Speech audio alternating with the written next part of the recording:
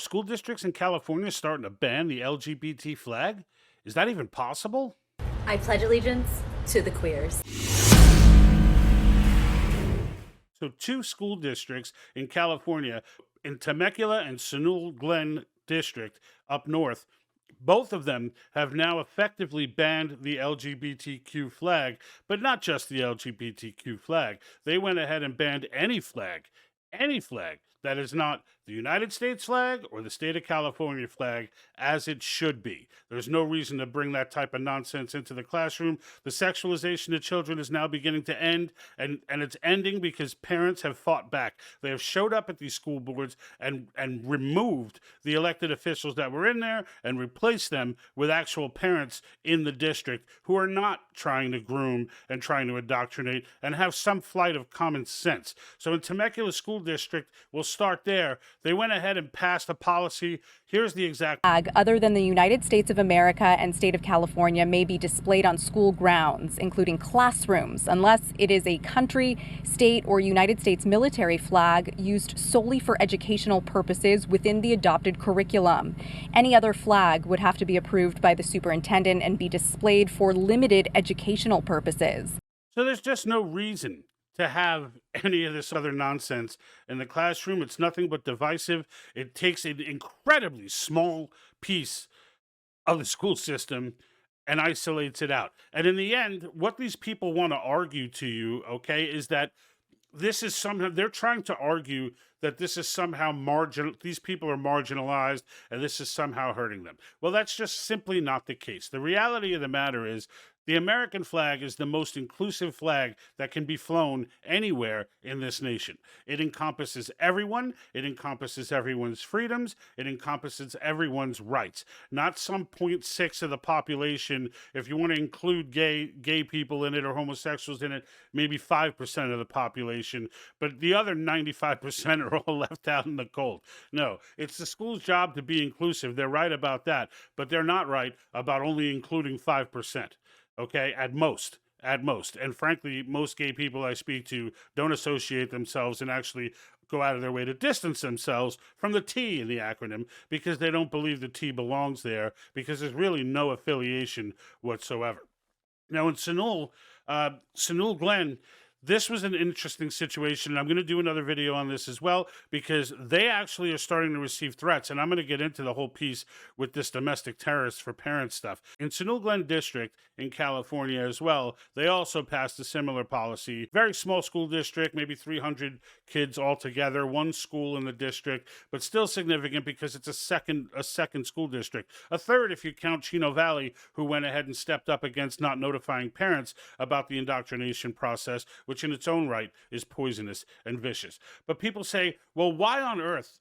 George, I don't understand. Why do you care? Why does anyone care? What's wrong with having these flags in play? It's just about inclusivity, right? You're crazy to think that this has anything to do with Marxism, etc., but it does. And the reason for it is the idea is that the state controls your children. And the idea that they can have these confidential conversations about enormous topics like your child's sexuality, which they implanted in the child's head in the first place. It's not like children walk into these schools, thinking about their sexuality at the age of 5, 6, and 7. No, the schools put this in their head, confuse the crap out of them, and all of this is done behind the parents' back, and all of it is symbolized through this sort of propaganda material like the flag. Now, if you're curious to know what would make parents, so against such things, why a flag? Why is it so bad? Well, have we forgotten about this woman? Okay, so during third period, we have announcements and they do the Pledge of Allegiance. I always tell my class,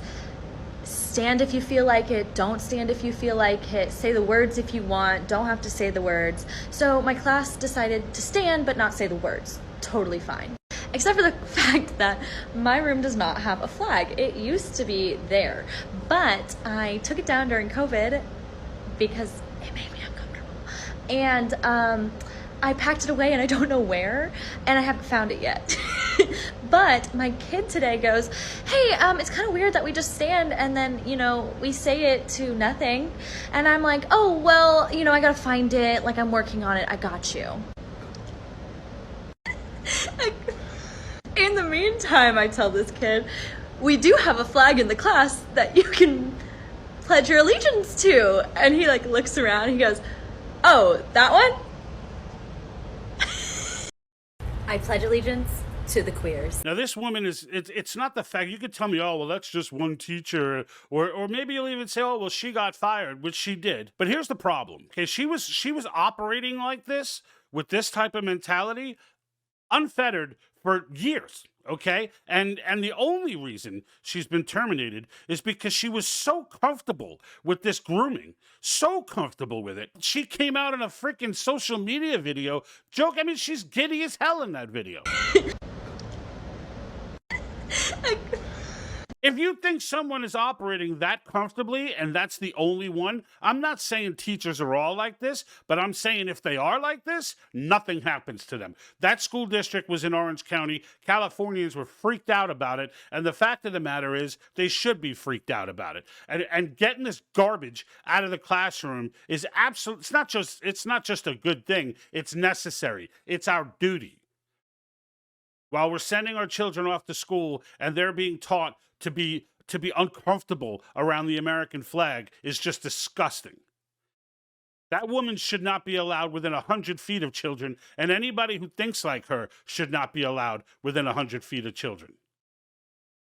But the point of the video is that we're fighting back. These districts here in crazy, crazy left California, you're finding out now the real story that it's not as left as everybody thinks. As a matter of fact, it's not that left at all when you just live your day-to-day life outside of Los Angeles, Sacramento, etc., and San Francisco.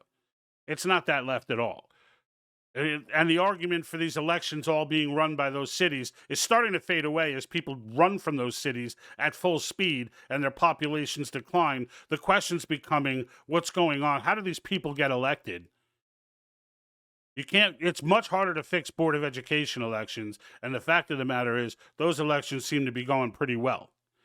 So we'll keep an eye on this and we'll follow up on it. I'm going to do a video coming up shortly after this one regarding the school board president from Sunol Glen County, who has now been receiving death threats with absolutely no response from the DOJ after labeling parents who are concerned about this garbage domestic terrorists.